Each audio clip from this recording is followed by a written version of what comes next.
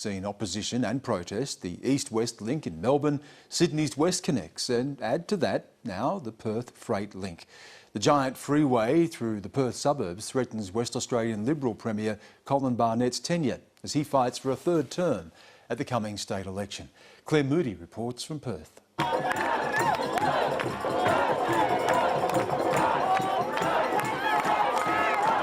They came in their hundreds this week to protest against Western Australia's biggest road project. For most, it was a peaceful protest, but some were prepared to be arrested for the cause. People do have a right, a democratic right to protest. They do not have a right, however, to break down fences. 85-year-old Val Oliver, who lives near the proposed highway, has been a regular on the front line. Just angry. Yes, very angry. Mr Barnett is only trying to make sure he's the first Liberal that's going to do this. Do you understand? Because nobody else has been able to get it through. Construction will be done in such a way that the impact on the environment is kept to an absolute minimum. Absolute minimum. But the protesters don't believe it. They claim the Barnett government is putting at risk the Beliar wetlands, a rare pocket of nature in Perth's southern suburbs.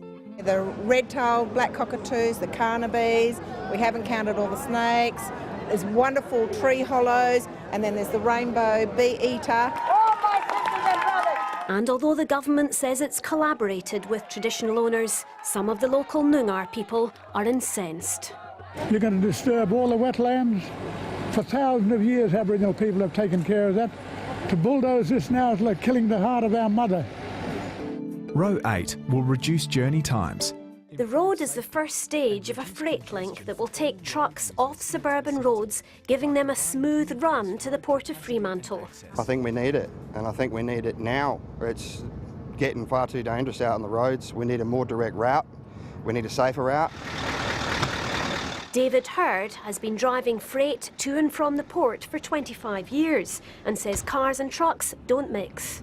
The car drivers don't understand that it's going to take us 60 metres to stop at 60 kilometres. They'll just pull in front of you at a set of lights. You know, you just don't have enough time to stop. But as an owner-driver, he's worried about the extra costs from the freight link, which will be the state's first toll road. If it costs us a lot of money, that money is going to go on top of the costing to deliver the freight. The freight link's got big support in the suburbs most affected by traffic congestion and noise. With growing traffic across the network over the next 15 years, we are very concerned about the growth in trauma, the growth in congestion and the growth in pollution, which our community will have to sustain.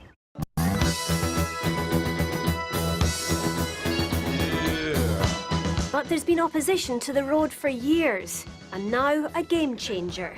WA's Labour opposition has pledged to axe the link if it wins government at the March state election and cancel the contracts for its first stage, known as Row 8.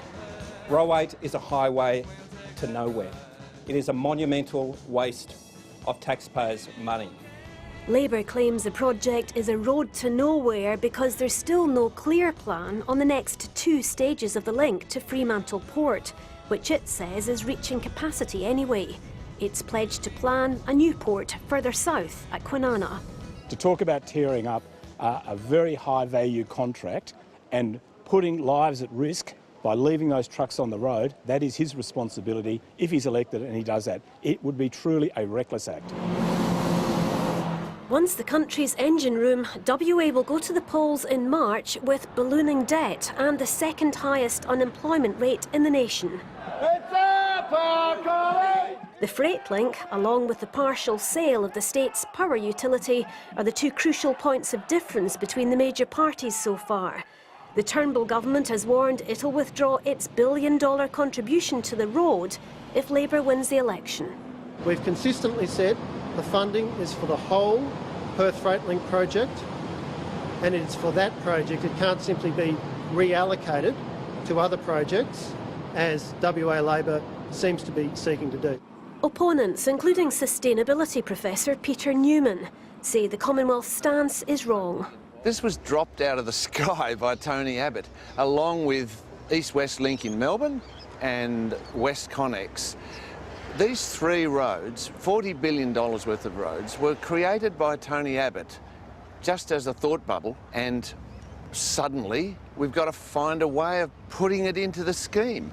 Otherwise you throw money away. No tunnel, no way, we're going to fight it all the way. He believes WA will follow Victoria, where the East-West Link was shelved by the incoming Labour government. Same here. It's going to be a major election issue. It's going to be a moral issue. Many in the transport industry disagree. Stuart Sutherland is a Transport Workers Union delegate and was a rusted-on Labour voter. While he stands on wanting to end the Row 8 project, no, he hasn't got my vote. He won't get it. So I see Row 8 as another opportunity for me to be able to do what I do on a daily basis and go home safely.